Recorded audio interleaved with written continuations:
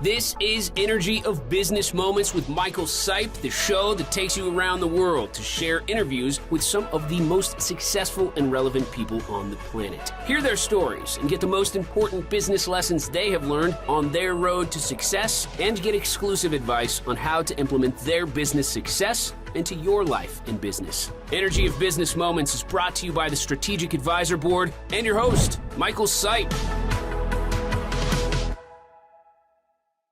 Hey there, everyone. Welcome to the Energy of Business Moments podcast on the Strategic Advisor Board Network. I am Michael Sipe, your host for today.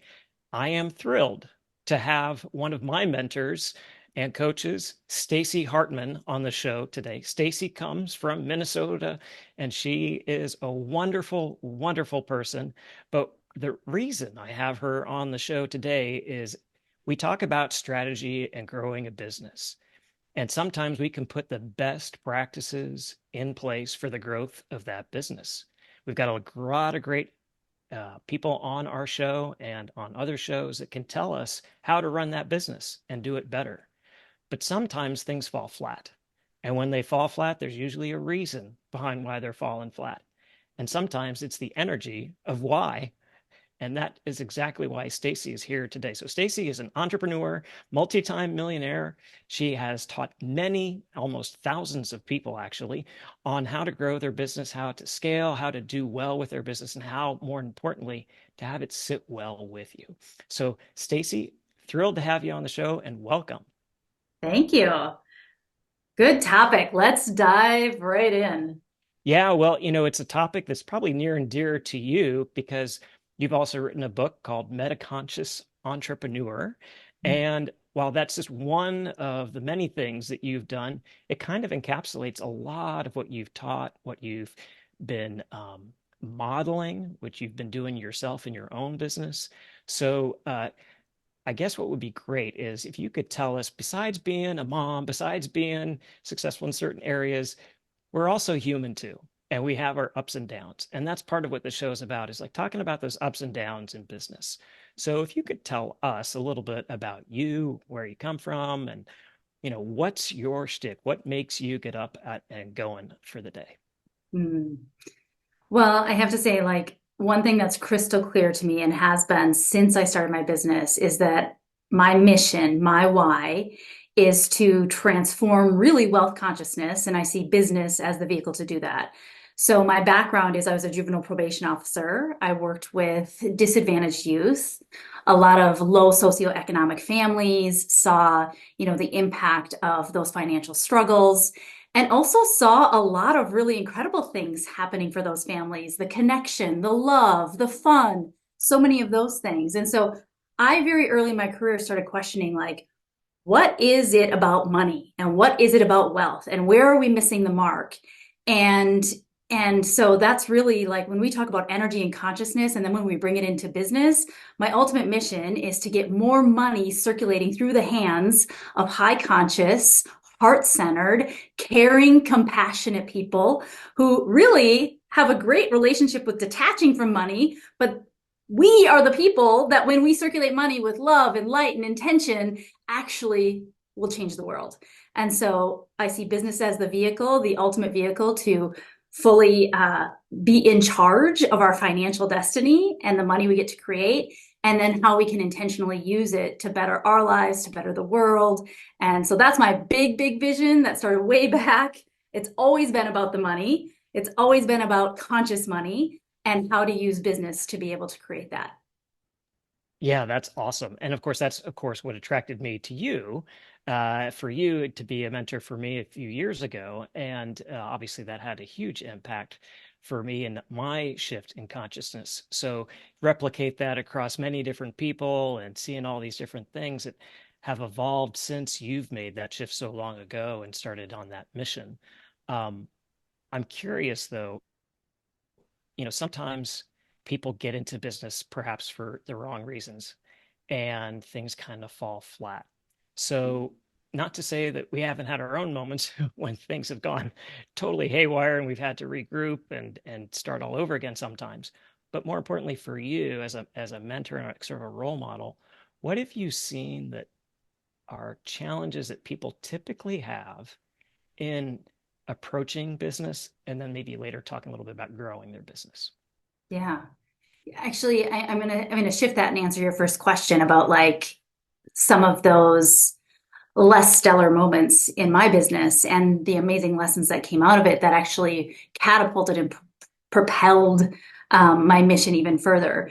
And so I remember very clearly, very early in my business, I lost myself and I just got so enamored with online marketing and funnels and numbers that before I knew it, as my business on paper was growing, I started seeing the incredible humans coming through my business as numbers. They were just numbers on paper. I forgot that there were real people behind the numbers. And it didn't take long then for that disconnect to settle in and for me to not have any enjoyment in running my business anymore. Like no amount of external success mattered anymore. Everything inside of me just wanted to burn it all down. And so I did. And then I started to go broke. And that was awesome as well, because that was my ultimate lesson. Was I was sitting in my office, I had a red line, basically like if my checking account goes below here, I must get a job. I just will have to get a job. And I had this like stroke of inspiration that I was like, and if that happened, then what? And if I allowed myself to go to worst case scenario, and if I lost everything, I lost my home, I lost everything, then what? And I had this realization that with that, what remains is still my relationships, connection, love, peace, joy, laughter, all of these things. And it hit me like a tidal wave that everything I'd been working so hard for, that I thought and believed that making more money or reaching the next level and then the next level, all on the back of never ever being enough, I realized that I was working so hard for something I already had. And that completely changed my relationship with money. And I thought, okay, now if I already have everything and I have nothing to be afraid of and I have nothing to lose, now how do I want to show up in my business? And I said, I'm just going to serve the heck out of people. And every single week I woke up and I said, what is something I could share today that would create true transformation, that would make the biggest difference in an entrepreneur's life? And I would share it, I would write it, I would do a video, I would have no call to actions, ask for nothing in return. And then my business kicked into 100K in 90 days without me even trying to make any money. And so that's like the perfect lesson, that it's like it took the rock bottom of losing myself and my soul to actually experience the wisdom and the truth that then I was able to bring forth now in my business and grow it in a new, authentic way. Yeah, I love that. And that last word you just used, authentic way, right? A lot of us can smell a rat. We can smell when somebody's not authentic. And sometimes people are motivated out of scarcity or lack or a sense of separation. And when they have that sense of separation as a consumer, as a buyer, they want somebody that seems to have that. And so they'll go after whatever it is that gets them not feeling separated from what they don't have. Right. Yeah. But then that's not genuine. And so when you have something and you know it's important to you, like the joy, the compassion, the sense of community, the connectedness that you talked about, once you realize you have that, then your whole perspective shifts to one of looking for things and now being of service. And when we can be of service, you just said it, that's when you can be authentic. And when you're authentic, it's a super-attractor. It draws people, right? Because you're giving of yourself, giving of the wisdom of the divine, if you will. And I think that is just so powerful. And the testament to that and is, hey, people started signing up with you, started working with you. And then what did that do? It just magnified. Then they went off and did well, right? So, so maybe you could share a little bit with us about, how that shift that you just talked about from going from like rock bottom to having that whole new perspective opened up more opportunities. What were those additional opportunities? How did you start serving even more? Yeah. You know what? It's such a great question. I love that word that you use, super attractor, because that's exactly what happens. And, I know you talk about the levels of energy on this podcast. And really what we're talking about is this transition from levels 1, 2, and 3, where business is all about me, myself, and I, and level 3, where we try to pretend like it's about other people, but inside, if we really examine our intention, it's still really about us. And the shift that happened that turned me and my clients and all of us into super attractors is this shift beyond level 3 into level 4, which is service. No strings attached, just pure service. And so it's such a great word to say as soon as we start shifting into those higher levels of consciousness and energy, what happens in our business. And so the opportunities that started, it creates momentum that it's like almost inexplainable. And it is also tapping into a whole new level of flow. It's everything becomes more effortless. And it sounds kind of like a utopia. We see a lot of advertising out there. It's easy, it's this, it's that. There's still dark moments every single time that we're going to go through an up level. We're going to bump against ourselves, and we're going to have the void and shadowy moments and hard times that feel hard. And while that still happens, it's just bumping up to that next level and that next level of super attracting, really. So I noticed that for me, having that realization, and for any of us, as soon as we realize that we already have it all, that we can have it all with zero money, and the more that we can swing the pendulum into like literally giving ourselves permission, like sometimes we tell ourselves extreme stories like, I'll be living under a bridge. It's like, well, go there, go live under the bridge. Not like literally, but in your imagination.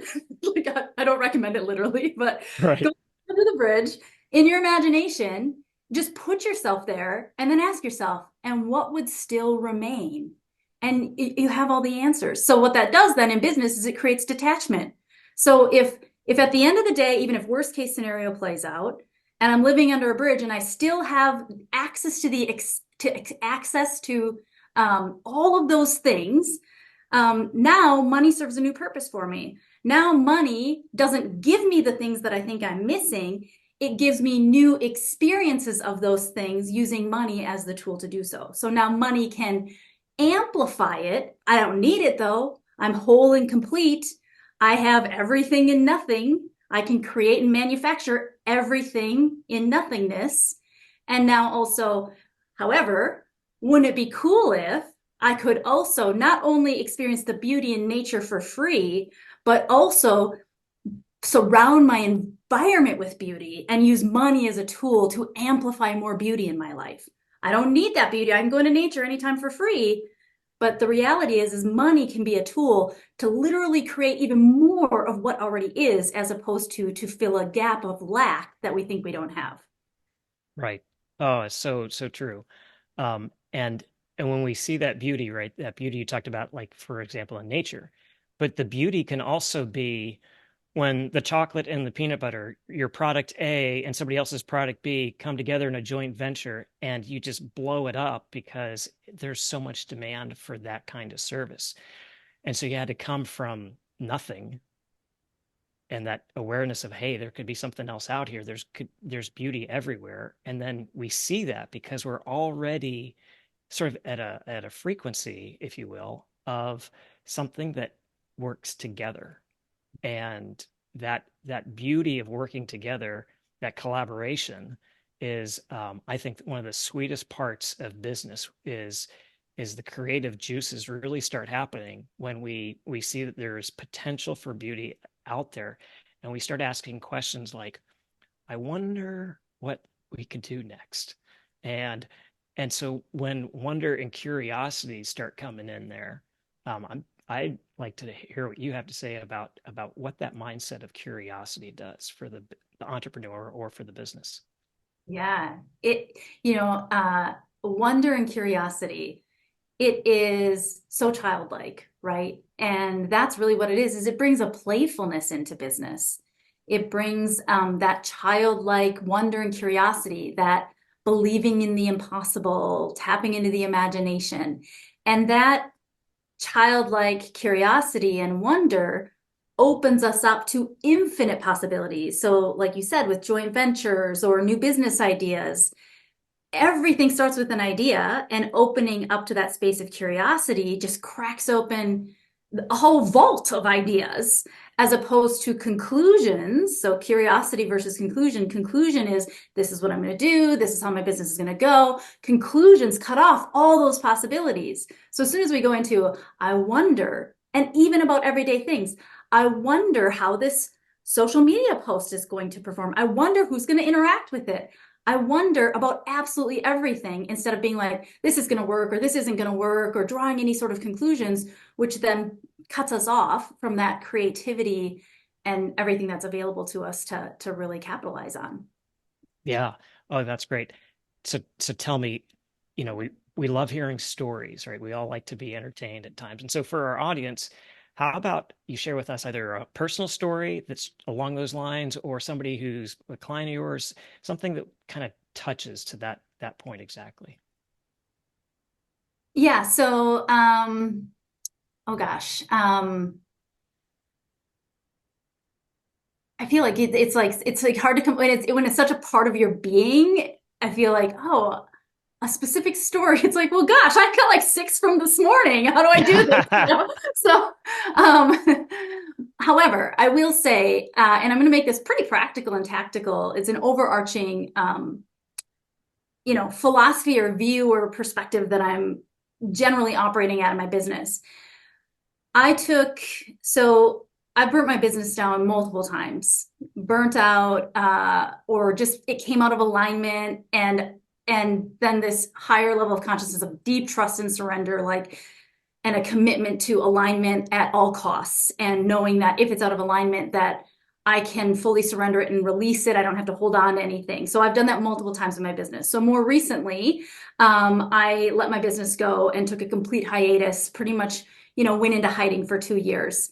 Other opportunities came up. I actually went back into a full-time job, leadership position. Never thought in a million years after being an entrepreneur for a decade that I'd go back into a job, but just life just organized itself around me as I took this hiatus. So just recently I came back into business and I started being visible again. I came out of hiding. And for me, the story around curiosity here is I had no clue what I was stepping into. I've been out of the game for a couple of years. And so I just came in and said, this is a big, massive experiment for me.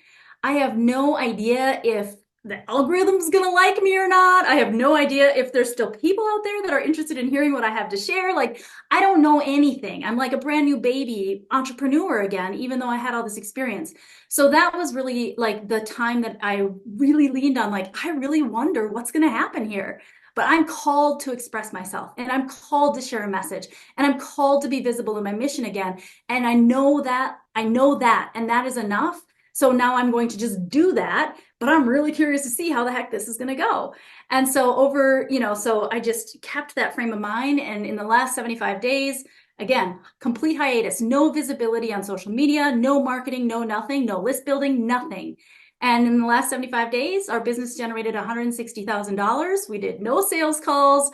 We did very little social media posting. I took 3 vacations. Like, it was in 100% alignment and flow, and money just started pouring in through that authentic expression and curiosity of just, I'm just going to do an experiment here. Let's see what happens. I'm going to try this and I'm going to try that. And it feels like throwing spaghetti at the wall, but there's no desperation behind it when there's curiosity. There's no graspiness. It's just like one of my favorite quotes from Richard Branson. We either win or we learn. It's like, I'm going to win either way. So I'm just going to see what happens. And what happened is, talk about a nice re-entry into entrepreneurship, to be so welcomed and be able to serve now 23 new clients in 75 days that are just craving these new age leading edge, business energetics around marketing and selling. Yeah. Oh, that's actually a really great example of what I was hoping you would have to share because it is true. The story of being out for so long and then going, I wonder, you could almost hear how you're thinking like, oh, self-doubt might creep in of like, oh, I've been out for so long. Is my messaging gonna hit? Oh man, I might suck now. Oh, writing or like the audience has changed or the demographics have changed, like all those little things that eat at the psyche of a business owner are there, right? You can't deny that those things are being thrown at us 24/7. And so to be able to demonstrate a mastery of going, those could happen, but coming from a perspective of wonder and curiosity, knowing that, just like you said about Richard Branson, is either I win or I learn, right? And the learning of, that didn't work. Okay, well, great. Then I know what I don't need to do now. I need to do something else, right? But it's that mindset is what makes successful entrepreneurs do well, is because they know that they've got to just move on and not get attached. That ego, that level you talked about, those level 1, 2, and 3, that ego getting attached to the outcome and going, no, I get to shift. And I think it is remarkable. I have seen it time and time again from my perspective. I'm sure you have too, where the people that actually approach it like you said, where the piece of curiosity of seeing like, hey, I would like to try this. I'm going to be authentic. I'm going to be of service. I'm going to provide this, and we're going to just see what happens. The people that come at it like that, it's a majority are successful, right? And success obviously isn't always money. It could be, some other numbers, metric. It could be sense of impact. There could be a number of things that determine success. So it's not just the money piece, but obviously, as you said, creating wealth and creating bounty for the consciousness of mankind is a great, great achievement. So when we're doing that, obviously it makes sense. So I kind of touched on it a little bit there, but how have you taught people, or how have you mentored people around the idea of dealing with those, what we call gremlins, or like, hey, maybe I've got the wrong marketing team, or maybe my product just isn't viable anymore. Like all those negative things can kind of saturate, if not overwhelm, a business owner, an entrepreneur. How do you teach people to deal with that? Yeah. So this is kind of mind twisty. It's super powerful. And actually it's connected to Michael Singer's work, The Surrender Experiment, Yeah. Untethered Soul. And Eckhart Tolle, A Whole New Earth, like all this very deep kind of spiritual work. And what it is that our suffering, or our those inner critics, or those messages of doubt, they're actually not, they're like, what happens when we receive them is I see, oh, I have this doubt. I have a problem I need to solve. So we start to see the doubt through a problem framework and a problem lens. And then I say, take the bait. We're like, as soon as we identify a problem, especially as entrepreneurs, we're like on it. Like, we're just like, yep, I'm going to just figure this out, and I'm going to tackle it. And I'm going to figure it out. And where we then create like a lot of our own challenges and frustrations, and actually perpetuate the doubt, because what we focus on, we expand. So if we're focused on doubt and we're focused on a problem, then that problem just keeps popping up all over the place. That's what actually creates this spinning and this stuckness. And so what I love to help people realize is like, actually, like the doubt's not the problem. The problem is thinking you shouldn't be doubtful. The fear is not the problem. The problem is thinking you shouldn't be fearful. So the bigger inner critic is the judgment around having an experience that we're having. And so anytime that we have any self-judgment, it's like, ooh, if only I were more motivated, or more disciplined, or more, if I had a bigger audience, or whatever. It's like, the challenge is never the thing you think it is. It's you thinking it shouldn't be there. That's creating the challenge for you. And so when we just accept that we are infinite beings, we are all things, that we will always be limited because we are in a human body. I always use the example, you cannot spin your head 360 degrees, you never will, and you're not beating yourself up for not being able to do that. So when we just have acceptance that we are all things, that we are greedy, that we are selfish, that we are wrong, that we are failures, that we don't matter, that we're insignificant, and also that we're significant and we're generous and we're loving and we're all the things. And so rather than judging that we're something and trying to fix it as a problem, just accept it. Yep, I'm that, I'm that, I'm that, I'm that, I'm that. So what? Now what do I want to do? If I'm selfish and greedy and I just accept that I'm selfish and greedy, now what do I want to do? But it's the acceptance of it that eliminates the block. It illuminates it and it eliminates it. And it frees up all the energy as soon as you're like, so what? I am a limited person. Why am I trying to be so perfect? And there are times that I'm this, and there are times that I'm the opposite. I have the capacity to be all of it. And now if we take this really down a rabbit hole, think about the things we really judge out there in the world as evil or terrible or bad. Guess what? We all have that capacity. And so that judgment and that projection out there is the same thing that is blocking the abundance, the flow, the creativity in our business. So anytime we're judging out there or judging in here, we have leaks that are keeping us from our potential and our power and our super-attractors that actually grow our business with more fun, ease, flow, and joy.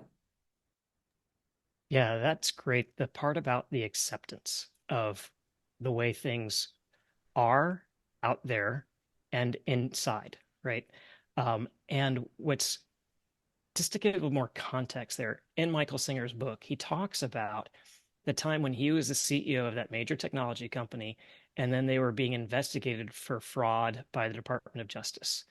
And they were looking for all of these, just they wanted to basically shut his whole business down. And this was a $1 billion company, right? And the fact that he surrendered, he wasn't gonna like fight it. He was just gonna go with it and just see where it led, right? That sense of curiosity and wonder. Yeah, it was a pain in the ass. Yeah, it lasted for like whatever 6 or 7 years, that whole investigation. But in the end, right, what happened was nothing came of it. The whole thing got dropped, right? And I think what is so powerful about that approach is not that he went and hid his head in the sand. He was talking about like, hey, maybe this is happening for a reason. Clearly I'm going to go along and see where this goes. And I think that's the approach that actually allowed that whole thing to just kind of dissolve. And yeah, the bad actors ended up being the ones singled out. And oh, by the way, the Department of Justice was scolded for going down a rabbit hole they didn't need to go down. So, to your point, on a much larger scale for a Fortune 500 kind of company, that kind of impact isn't just for the small business or the solo entrepreneur. It's for like big business too. Yes. Yeah, that's what's wild is everything self-organizes if we allow it to energetically. And it's our interference through our judgment, our attachment, our fear, no matter what size company you have, that interferes with this self-organizing energy that inherently already has the highest good for all, even if we disagree with that highest good. And yeah, so I love that example of the bigger companies and how our judgment, no matter what role we play, if we're the CEO, the founder, or a manager, no matter what role we play, our projections are having a direct impact on the company. And yeah, and when we open it up and have acceptance, things change. Yeah, exactly. I'm also thinking of a guest I had on the podcast maybe a year and a half ago. And he talked about how, as the business owner, he had a staff and there's an economic downturn. And he was so fearful of letting go of his employees and fighting the letting go and the stigma of having to let people go that he kept them on payroll for too long. And he ended up going into debt. Forget the number, maybe 450,000 or something like that he had gone into debt on.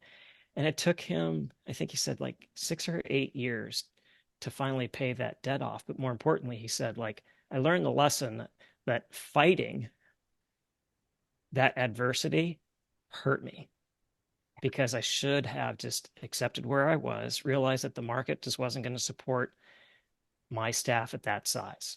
And I just had to bite the bullet and say, hey, we gotta pivot and then let people go. So lesson learned, like there's just to add to that in another way I've seen is that shift that's needed. Yeah.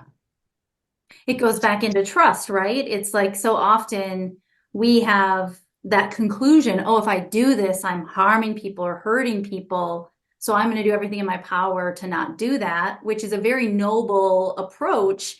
However, who's to say that I always say we can connect the dots looking backwards, right? So had we listened or responded to our intuition, our gut, and also the reality of the situation, and I love that your guest, had this realization to like not fight that adversity, because when we just listen to our intuition, or when we just are realistically looking at it, we can fast forward all of those people that we had laid off. And likely, if it was truly coming from a high conscious place, you will find that every single one of them are better off because of the action that was taken, because it was meant to be for everybody's highest good. And but we want that certainty in the middle of these big decisions, Right. not Right. after the fact. Yeah. And I guess, you touched on something that I find that's important for truly highly conscious leaders, and you probably write about it even more in your book, is that piece you just talked about of intuition. And, if you talk to the heart math folks, they talk a lot about how heart and brain coherence creates a state where we can actually hear and listen to our intuition. And that intuition is 100% accurate. But so often those fears, those doubts, those other things, or the history that we've had, or just our experience, will lead us down a different path than what our intuition will say. And so I'm curious, like for you, like you just touched on a little bit, tell us a little bit more about your insight onto intuition and the role that plays. Yeah. Yeah, honestly, I believe that that's the superpower that's responsible for all of the amazing blessings that have been bestowed upon my life and my business. I think it's the number one thing. It's the number one shortcut that I've discovered. The intuition usually guides us down paths that don't make sense logically. It feels very chaotic. I have a kind of an idea that the more organized it feels here in our mind, the less support we have from, the higher realms, or, our higher self. And the more disorganized it feels to the mind, the more organized it can be up here. So that's one of the beliefs that I've held that set me up to always listen to my intuition, because I'll receive guidance that's like, but that makes no sense. Like, burn your business down 3 times, but that makes no sense. It's successful. It's making money. But everything inside my intuition is saying, it's time. It's time to take a break. It's time to go. Your next creation is coming, is kind of the guidance that I will hear. And it's like, I'll honor that, even though it logically doesn't make any sense. And then every single time, the next iteration of myself, the next version of myself, just brings me a whole new life experience that I never would have been able to tap into had I been holding on to the old version of myself. And so to me, intuition is the ultimate shortcut to everything that we want, to our highest selves. In fact, more recently, I'll just share this story. When I took this hiatus and I stepped into a role with a company, was headhunted into this role. The role was created for me. It was a complete honor and an incredible invitation that I was excited to accept. And out of the blue, I knew that at some point it would be like everything else. It would have to go. And it was literally like one day I was all in the job, and the next day I intuitively heard, it is complete. And it was so neutral and so certain and so clear that I said, so it is. And I gave my notice the next day. A beautiful 6-figure salary, lots of this, that, and the other, all of it, incredible impact. But I just knew. And that was just a couple months ago. And that said, now I can connect the dots looking backwards already 60 days later. It's highly likely, I would guess, there were some additional layoffs that happened. Like, I'm certain that I would have been probably laid off because of the level position I was in, and it was a created position, not for the overall functioning of the company necessarily. So it was like, oh, like the intuition is so powerful. And and I've been sitting in this question, like, how would I be feeling if I didn't get that intuitive guidance and I didn't listen to it? And instead, like, how many inner critics would be coming up and saying, like, you're not wanted, like, had I been laid off instead of me consciously making the choice to follow my intuition. So it's such a gift. It's such a gift. Yeah. It is a gift. And some people think I come across a lot of guys who think like, oh, intuition's only for women. And I'm like, no. Oh my gosh, no. Um, I, some intuition comes very easily for people. Um, but one can start small with intuition. And one of the ways that I learned intuition a long time ago was when I was leaving the house, I could always tell if I was forgetting something. I just felt a little uneasy. And so I'd have to pause and like, okay, what am I forgetting? Oh, right, I forgot I got to go get that thing I'm going to mail, or oh, I forgot my keys, or oh, I forgot my phone, or oh, but it was always something small, almost insignificant, but after a while I got to be able to tell, hey, something's not aligned, and my intuition's like, you're forgetting something. So that little like sixth sense can grow into other areas. And I know some people in business that just have that sixth sense, that intuition about where to go. And we can think about all, Henry Ford, we can think about Richard Branson, we can think about Tesla, we can think about all these people that had these what we would call large intuitions, that just sensed and just knew. But it can be developed. And I love seeing people grow in their intuition, just become basically wiser about their choices. And it becomes just a very powerful. And I think that my favorite quote is Steve Jobs, where he says, intuition is more powerful than intellect. So for somebody like him to say something like that, who's already kind of a genius about tech, that speaks volumes to the power. And you obviously have shared even more about that. So thanks. Yeah, yeah. It's everywhere when we learn how to listen to it. I think the word intuition comes with kind of a stigmatism, but it's like the reality is if you listen to any of those major interviews or you're following anybody, we hear things like, I just knew, or my gut told me. It's like, well, they're not using the word intuition. That's what it is. Like, Right. I don't know why I made that decision. I just did. That's intuition. So yeah, anybody who's got any reservations about intuition in any way, shape, or form who's listening right now, as you're listening to people you're admiring or looking up to, you will hear phrases like that, and that is intuition. Yeah. Yeah, exactly. Exactly. Well, Stacy, I have so much enjoyed hearing and having this discussion with you and sharing with folks. But often we have people who are influential in our life, and some people times we have people who aren't around us in life. And I like to ask at the end of the show, if you could meet anyone, deceased or living, who would that be, and why would you want to meet and talk with them? Well, it's interesting you brought up Richard Branson because at least the story I tell myself about him is he's like my hero. So the story I tell myself about him that makes me want to meet him is that he is, I don't know, maybe in his 80s now, 70s, 80s, been an extremely successful entrepreneur. He's still wind sailing, living on his beautiful Necker Island when he wants to be there, has a very heart-centered business, like everything about how he views business, how he conducts business, how he views and still lives life, how he invites entrepreneurs to Necker Island, and just especially see his playfulness, his lightheartedness. I think about in business, we think about asking people who've been married for 6 years, so what's the secret? And they're like, whatever they say, oh, just this, that, and the other. I can imagine having that meeting with Richard Branson saying, what's the secret? And him just saying, just play, just play. And so he feels to me like the role model that could really help me continue to integrate. Don't take things so seriously, just play. Oh, wow. That would be great to have that. And it's funny, but you talked, you're using your imagination a bit and going like, what would he say? And I have to agree with you. I would, I think he would say that.